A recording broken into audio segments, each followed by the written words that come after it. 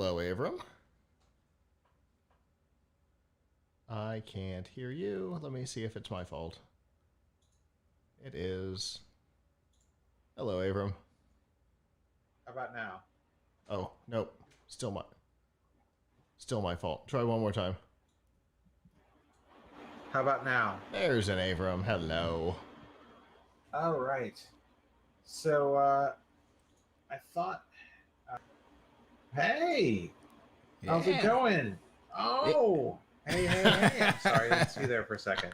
I was looking at another window. I was looking at another window while I'm talking to you because I'm trying to get my Windows 11 to not look like Windows 10 before I show it to people because I had hacked it for a story that I put up yesterday Yep. Nice. about how to make your Windows 11 look like 10. So I have Trying to it in a revert back. virtual machine on that monitor. So that's fantastic. But wait, Alante has the old background and you have the new background. Indeed. And I have a messy background, so it's great. So it's fantastic that there's only a third of me now, which is good because people will see less of my peripheral vision, which is fantastic. That is Interestingly, the cut is not any different. It's just struck down. that's but that's awesome. Oh, it's so great. It's so great to see you. Same See here, you man. also have your I see you also have your Bcaster. I love these things. Yeah. Yeah. I really do. We've got three of the four represented here, Avram. We've got the king bee, we've got the worker bee, and we have the bumblebee, right? Bumblebee. Mine is a bumblebee. Yeah. Nice. So his is a worker bee, mine's the king bee. So, which one's the Bcaster? Oh, the The Bcaster is the Bcaster- one that stands up, right? and is square. Yeah.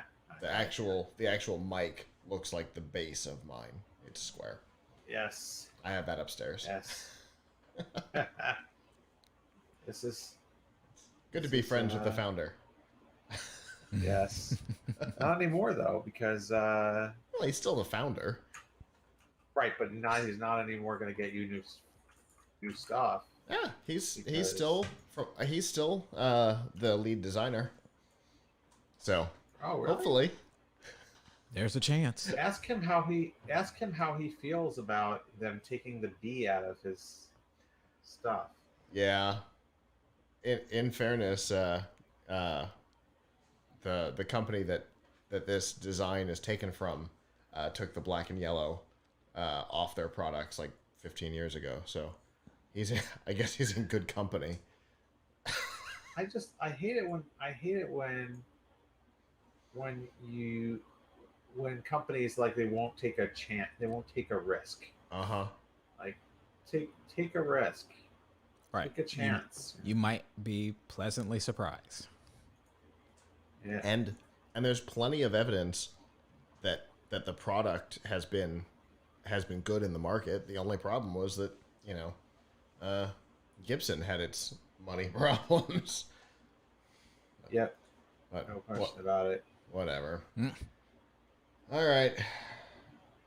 We all ready to go? You know what I like? Yeah. Just real quick. I like that if I look at you, Uh-huh. it's looking across Abram. Yeah, it looks like you're looking at Oh, that's Abram. kind of cool. Yeah. Yeah. Wait, yeah. So are you? So you're in the same room, but you're Yeah. on another side with the Brady Bunch background. Almost. There you are. That's where Scott is. I see. He's like caddy corner. Wow. You have such a variety of backgrounds in the same room. Some would say this background never went away.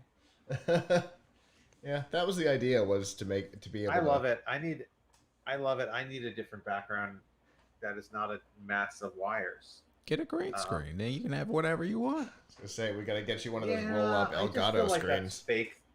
I feel like that's fake though, right? I understand gotta- that. You You want know, something I something find- organic, right?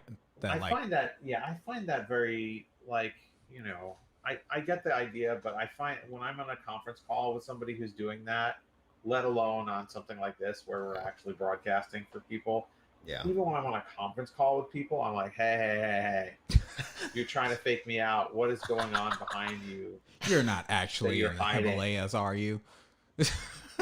or when they like, we had a call with the CE. We had like a company meeting with the CEO. Remember, just a note, broadcasting we are live. Yeah, I'm not saying anything bad. Just make You it know, just. I I like to remind people. I understand. I'm studiously not saying that. I wouldn't have anything bad to say, honestly. But what I'm saying is, we were on with our CEO, and she decided to blur the whole background behind it. Uh-huh. Oh, yeah, So that's there's weird. like two ways of doing this, right? There's the like, I'm not going to try and lie to you by saying I'm in outer space or wherever it is. I'm just gonna blur it so you don't see whatever is going on in my house behind me. Or you can just totally go over the top and have yourself be on like the moon. Or you can, do a good job of having a nice background behind you. Or you can be me and just have a mess. But At least it's your mess. There is, I don't know what platform it is, and we'll do this and then get started. I don't know what software it is, but it comes with like a background of a living room that's like pixel perfect. You know what I mean? Like nobody lives in this living room. Mm-hmm. It's definitely a lie. Like a Hallmark living room. And so the second time I saw it during our CES coverage, I'm like, uh-oh. There's no way these two people are in the same room with the exact same angle. Oh, no. This one's actually pretty good. Whatever the technology was pretty good because you couldn't like one of our former designers used to use a thing and he'd like hold up a phone and it would go, nope, not for you. And it would just disappear. I want to point out that there is a Twitter account called Room Raider that I am subscribed to, where the people who run the account watch various news shows. So you don't find this you don't find them rating tech shows or anything like that. They generally are watching like CNN or some cable news or something, and they'll see whenever they interview someone, and they'll just like take a picture of it and they'll put it up and they'll give it a 1 to 10 rating. Interesting. On Room Raider, based on like is there nice books behind them? Is there a lot of empty space? Is it a mess? Like they'll give them tips. Oh my goodness! Is it at Room Raider? No, that can't be it. I think so. You're trying to find it. I think it was a great idea, but they're mainly rate my Skype room. That's the Twitter account. My Skype room. Interesting. I don't know why, since it's not just Skype. Yes, they have. I'm like, Skype. All right. I'm definitely not looking for and subscribing to it right now. Yeah. Okay. Fantastic. Okay. Boop. Follow. All right. Perfect. Shall we get this show All right. on the road, fellas? Let's do this thing. Yes. All right. Record. Uh-oh. I didn't check to see if there's enough storage on this computer to record. Oh, no. There is not. Oh, no. All right. Well, goodbye, August of 2020. Boom. We hardly knew ye. All right. Okay. And record. All right.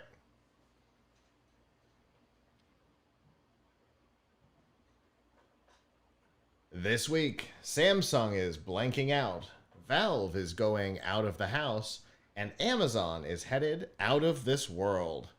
It's Sunday, July 18th, 2021, and this is episode 599 of F5 Live, Refreshing Technology, a proud part of the Tech Podcast Network. If it's tech, it's here.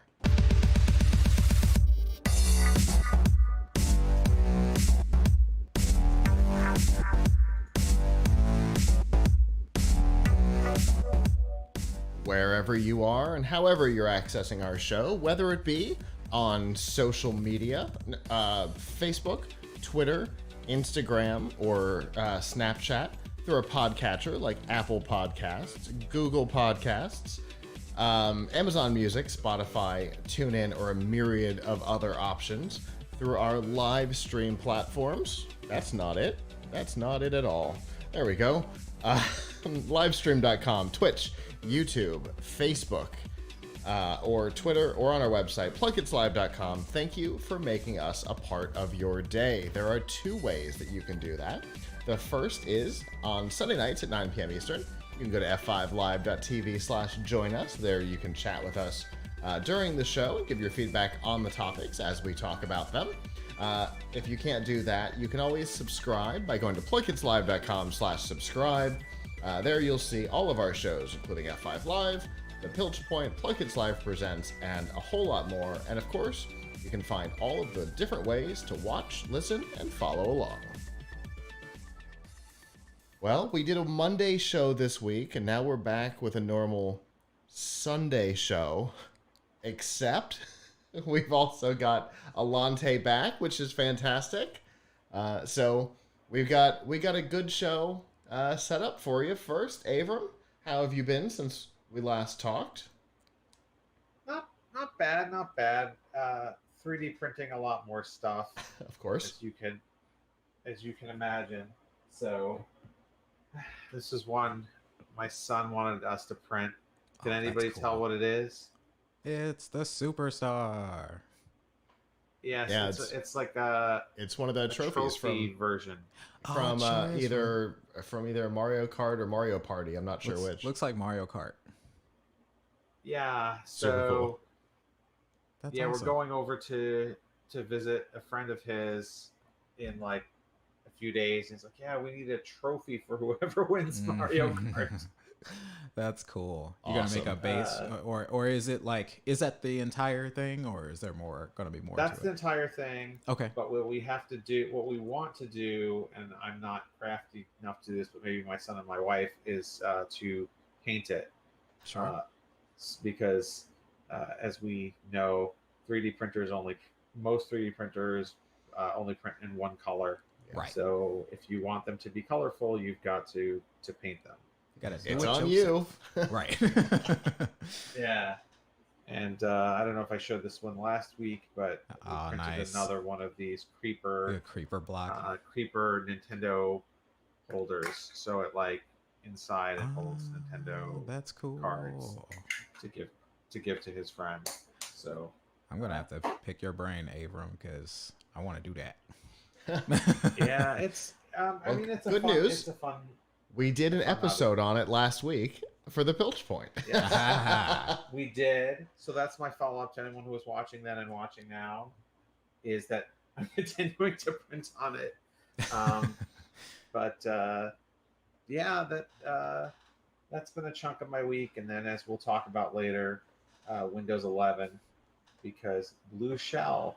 Yeah, I was gonna say I also have a Nintendo trophy. Sure does. Cool.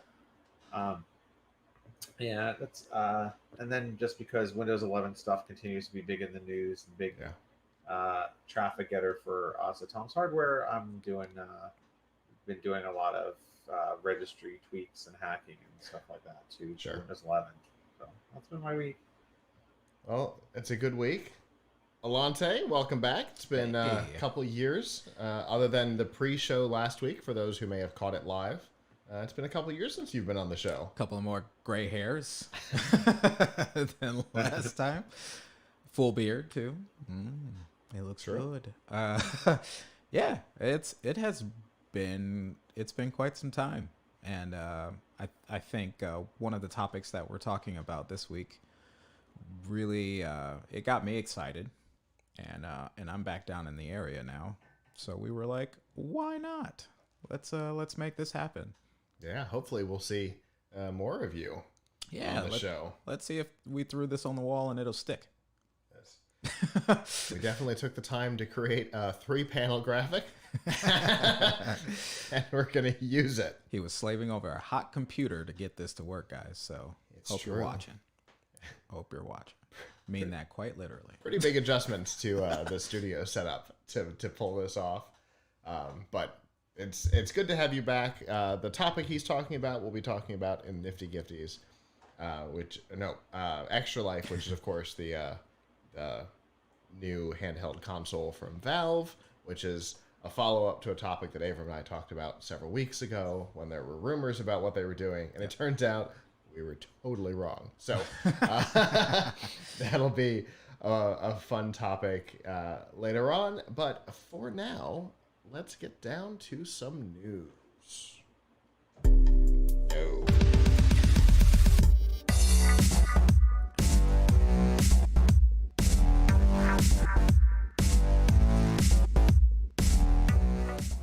This week's Nifty Gifties and F5 Live is proudly powered by the Microsoft Store. Whether you're looking for a new laptop, a tablet, desperately looking for an Xbox, new games, or a whole lot more, you can get them all at the Microsoft Store. And remember that current students, faculty, parents, and active military can save up to 10% on almost anything.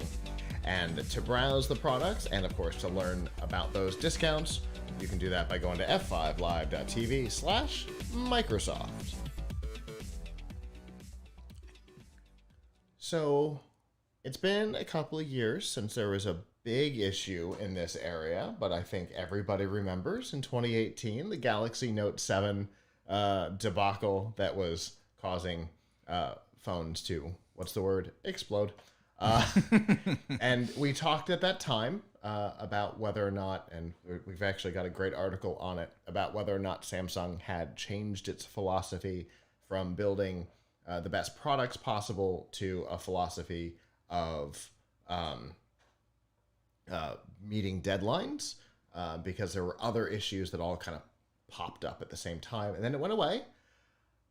But over the last couple of weeks, we've been seeing a lot of reports, particularly on online forums like Reddit, talking about the Galaxy S20 series of phones having screen issues. There was a video published on YouTube back in May that showed an all-white screen with weird green blotches. He said that the problem had started a couple of months earlier with the screen flickering, having some scan lines, and then over time it turned into just this white and green weird, like, colored snow nonsense. The screen seems to respond to touch, but does not show anything of value.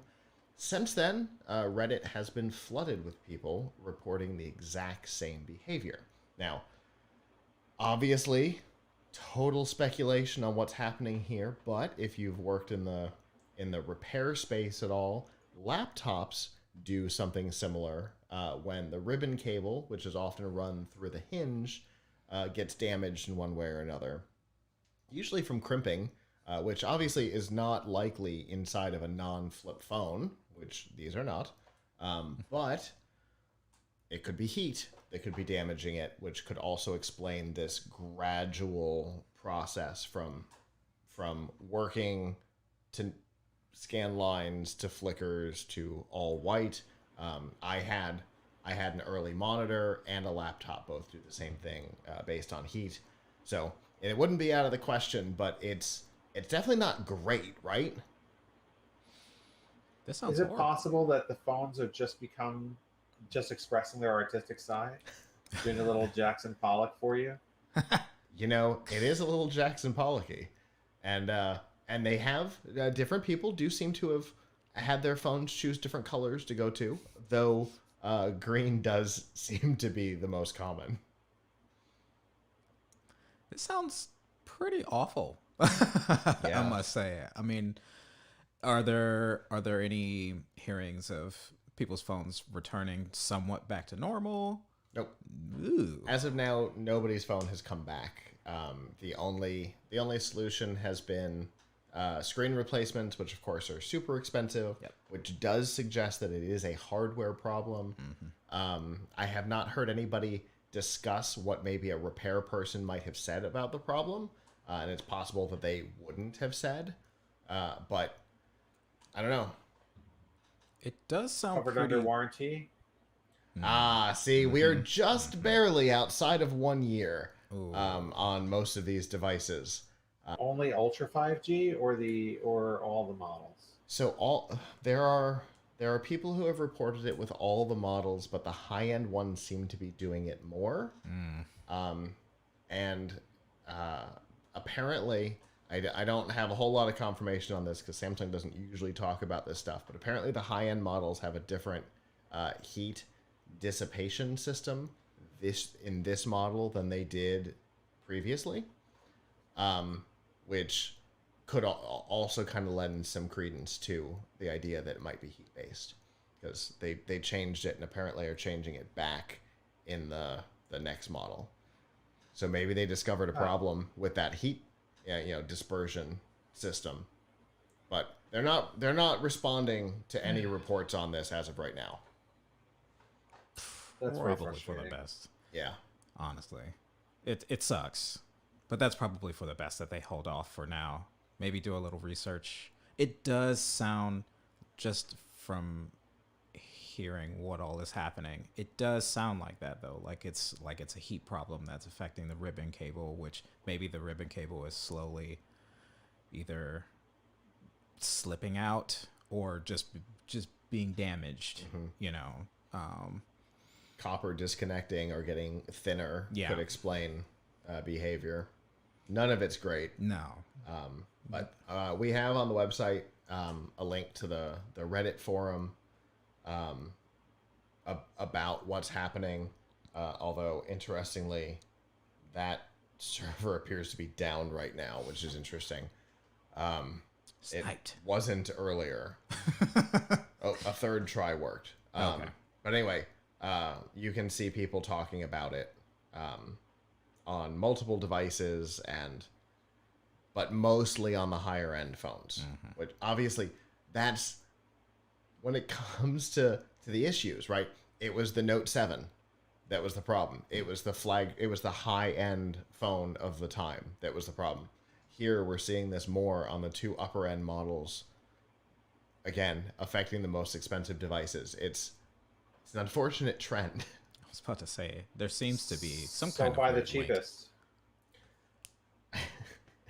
It's definitely not a great sales pitch for them, I would say. So buy the cheapest. I mean, last year my wife's phone went, and we got her a Galaxy S20, the low end model of Galaxy S20, and this hasn't happened yet. And it's been a little. I think it's been about a year since she got it. So this concerns me. I hope it doesn't happen because I really don't want to buy another. Even the low end model was like $800. Yeah. So it's not cheap. Well, if this is a systemic problem like the Note 7 was, it's important to note that Samsung didn't respond to inquiries right away while they researched what was happening, and then they came out and did a series of things, none of which worked. In the end, they ended up recalling all the phones, replacing all the phones with something else, and then anybody who refused to send it in, they were remotely disabled, which was fascinating. That was a whole different topic for us to talk about. But this doesn't seem to be a hazard, so the chances of remote disconnection are unlikely. But in this case, if it is a systemic problem, Samsung does have a track record of trying to fix problems such as the Note 7. So Let's hope this doesn't cascade into the phones melting in your pocket, or maybe it won't explode this time. like the PSPs, right? Oh, yeah. There was the issue with one batch of PSPs where like the battery compartment was melting or something. Sure was. Burned some kid in class. He wasn't supposed to have it in class. That's a whole different issue. But that we've literally seen something like that happen before too. So, Yeah.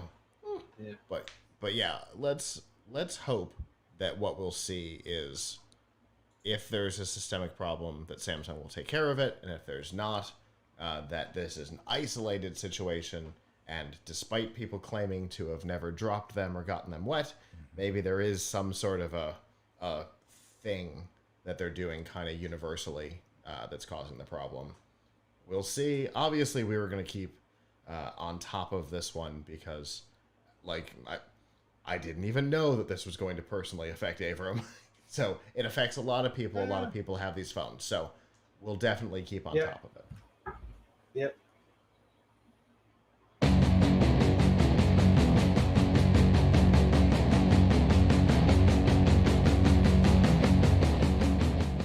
This week's Pilch Point with Avram Pilch is proudly powered by PureVPN. The best way to protect your privacy online is with PureVPN. You can hide your online activities, say goodbye to regional restrictions, and improve your streaming quality. Plus, it's available for almost all of your devices. And right now, you can get a special price by going to pilchpoint.live/PureVPN. All right, Avram. So you have got more information on Windows 11 for us, right? Yes. So Windows 11 has become a big, well, it's going to be big because, it's the next version of Windows. And a lot of people have it now as an insider. And I have to admit, it has been taking up a lot of my time the last few weeks because not only do we want to see how it works, we want to see how to change the way it looks. So let me share with you something we didn't get to do when we discussed Windows 11 before it actually became available, which is to show you what it looks like. So I'm sharing my screen here, and you can see this is the default Windows 11 desktop. And the first thing you'll notice if you haven't looked at Windows 11 before is that everything is centered by default. The Start menu, this is the Widgets menu. You're going to see. Oh, I hid the task view 1 second. But anyway, this is what your Start menu looks like. It shows things that you have recently used and should actually sync this across devices if you have Windows running on another device. Although I have found it does not necessarily doing that. But anyway, it shows the apps that are pinned. Then if you want to see all of them, you've got to click all apps and go down this list. All the ways that you could possibly snap this window. So let's say I want to snap it like this. And then if I had, let's say, another window, this is my virtual machine, so I don't have a lot of great stuff on it right now. But let's say I'm snapping and I want to go like this. Well, now it's going to align it like so, right? It gives me all the snap options to move these things around. Now, I'm going to enable the task view, which I had kind of hidden for other reasons, but shouldn't be hidden. And when you go into the task view here, you have multiple desktops, right? And if you have, and you can easily switch back and forth, and each desktop can actually have its own wallpaper. So if I really want this to say be my work from home desktop, and I want to switch back and forth, you can see that. Oh, did I only change? Did it change on everything? In this case, it changes It does everything. seem that way. It's not supposed to do that. There's a way of customizing. Is it that I have to? Oh, okay. Well, you have to do it in here. You have to right click and select choose background just for that. Just for that one, I think we'll do it. And that will allow you to do it. But so another thing you have here is the widgets, window widgets. And this is really like the MSN homepage that you get when you open Edge browser by default. You get all these news headlines, which are supposed to be on topics that you care about, and you can, if not, you can go and change. You can go in here and you can customize what you want here, like your calendar. They recently, just this week, added this movie one, this entertainment one, and when you click it, it lets you buy that movie. I don't see how that's good for Microsoft, but I don't see how that's great for you. As we said, there's going to be a new Microsoft Store, but they really haven't refined it yet, and it's going to actually have Android apps in it that you can install. But let's take a step back here. What do you guys think, Alante? What do you think of the new Windows 11 interface? Does it look that much different to you than Windows 10?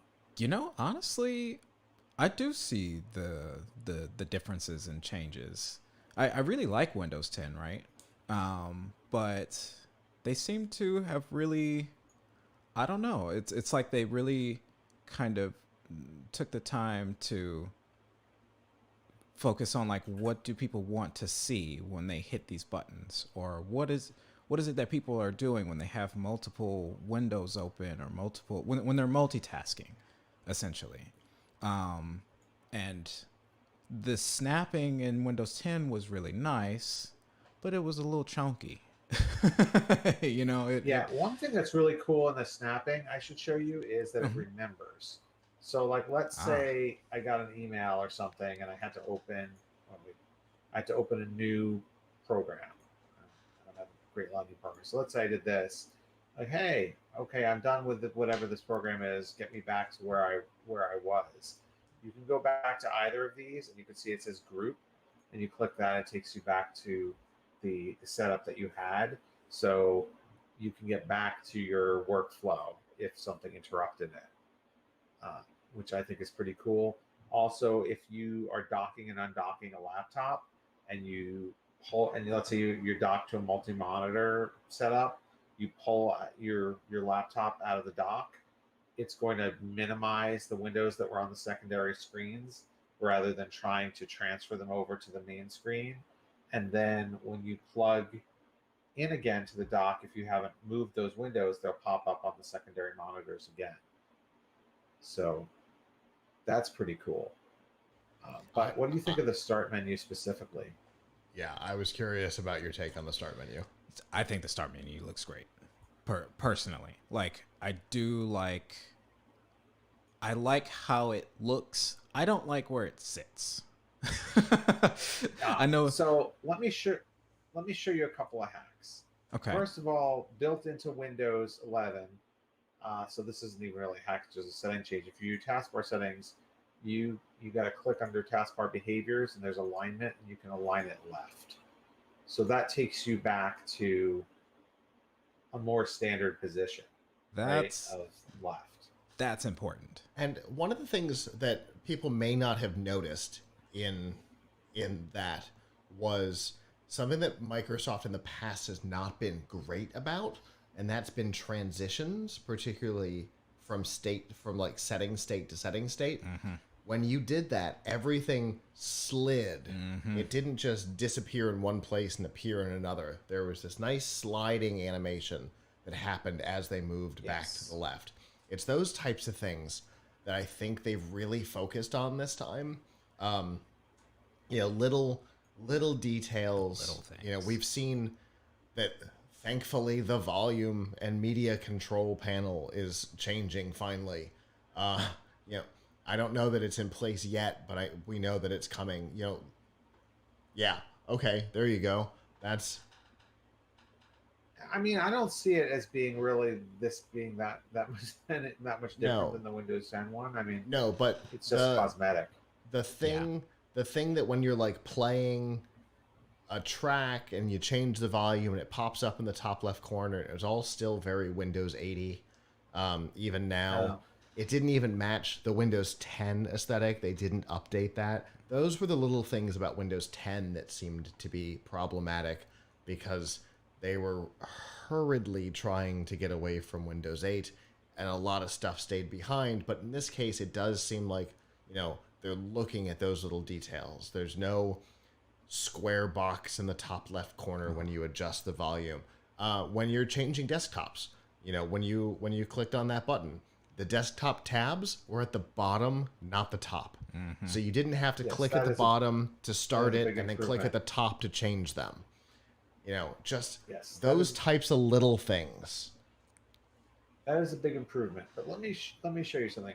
I personally don't like the start menu, and why I don't like it is it's bigger. It's bigger and seemingly has, well, don't know if it has fewer icons, but it's a lot bigger.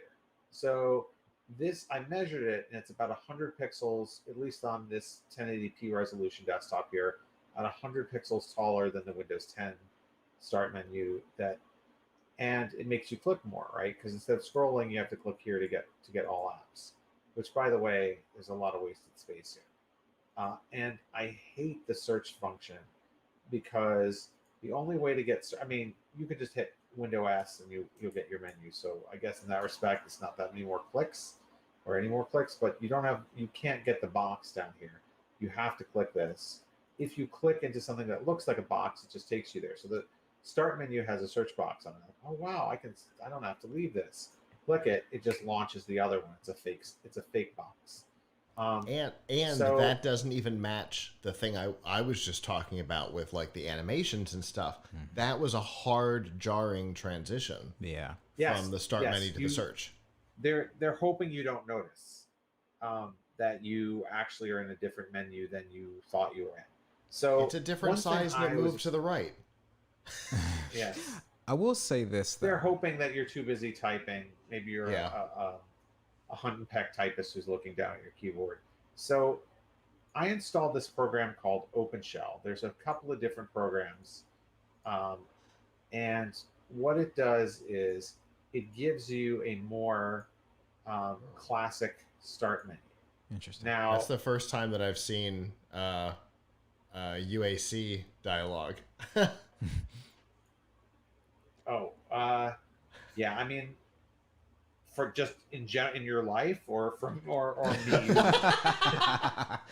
No, Windows 11. That was the first Windows 11 UAC I've seen. Yeah, it's a long story, but I used to always turn it off, and then I got a lot of criticism from people for writing to say you should turn it off. So I have now decided that I will always leave it on. Anyway, so right now you'll see it's not doing anything, right? Because you have to actually go into the OpenShell settings. Here you can choose your style of, but they're all Windows 7.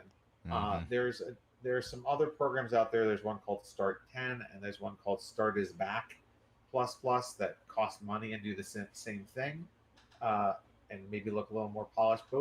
All of them are sort of Windows 7 style, but still a lot more compact. If you want to just replace the Start button, they don't have an easy way for you to replace it with one that looks like Windows 10 or Windows 11. So you can try and upload your custom icon, but then you end up with this thing that looks like a celebration of Shell gasoline. So in the menu that you can kind of configure, but what if you want this to look a bit more like Windows 10? Well, there's a registry hack you can do, and I have detailed all of this in an article that I have on Tom's Hardware right now called "How to Make Windows 11 Look and Feel Like Windows 10." So there is this registry key, local machine